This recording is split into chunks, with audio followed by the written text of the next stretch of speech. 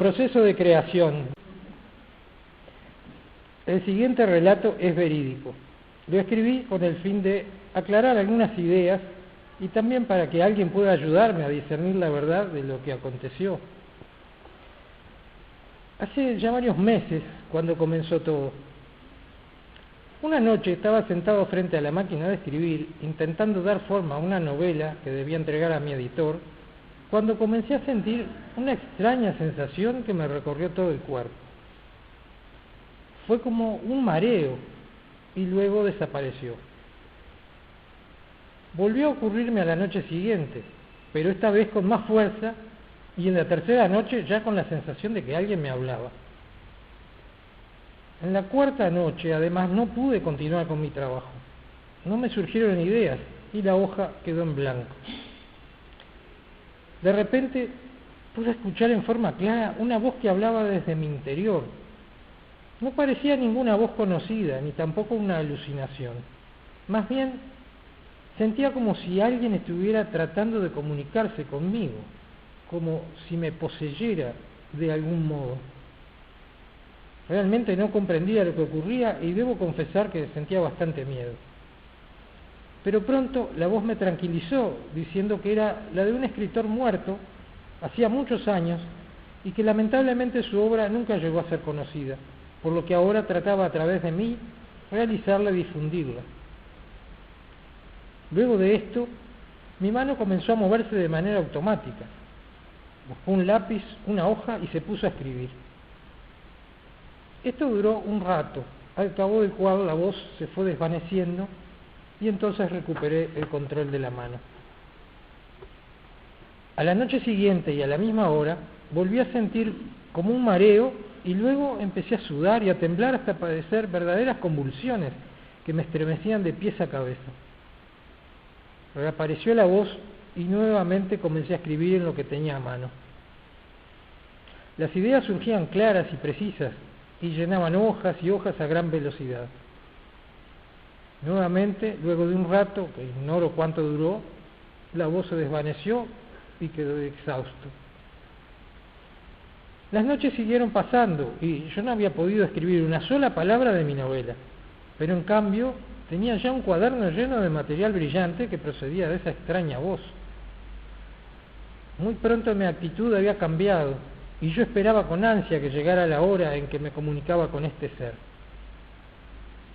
Pero una noche me di cuenta de que quien estaba escribiendo a través de mí no era la misma persona. El estilo había cambiado y el trazo tampoco era el mismo.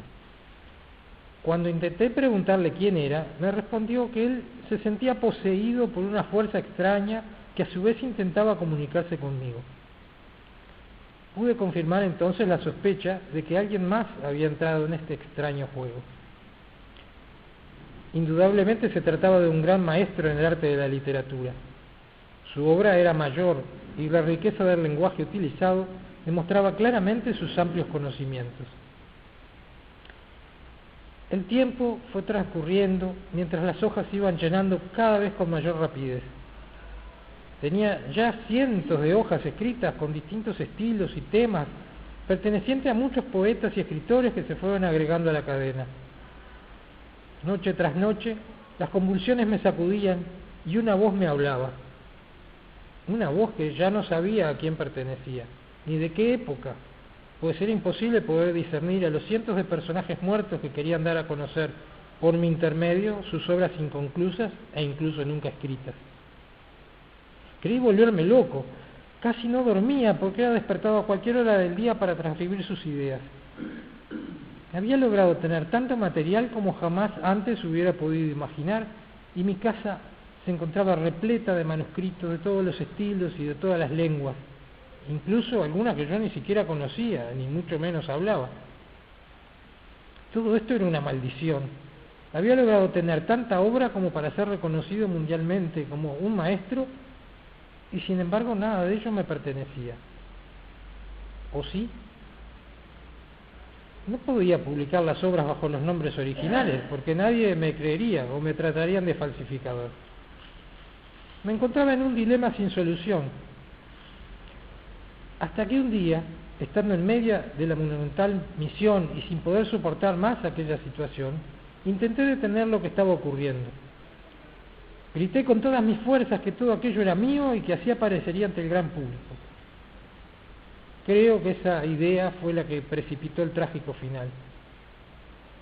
De pronto, las voces se apagaron y el alivio que experimenté fue inmenso, pero solo duró unos instantes, porque entonces sentí un temblor espantoso que recorrió todo mi cuerpo.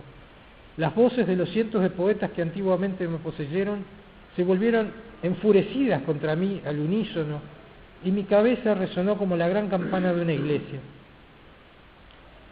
Las convulsiones reaparecieron una vez más, pero con más fuerza que nunca. Caí al piso y me revolqué desesperado, tratando de detener ese estruendo insoportable que me gritaba: ¡traidor! Creo que en ese infierno perdí el conocimiento, mientras veía mi cuarto arder en llamas. Cuando desperté, me hallaba muy dolorido, tirado aún en el piso. Todos los papeles habían desaparecido. La gran obra se había esfumado. Nunca más volví a escuchar voces dentro de mí ni a escribir nada, hasta hoy.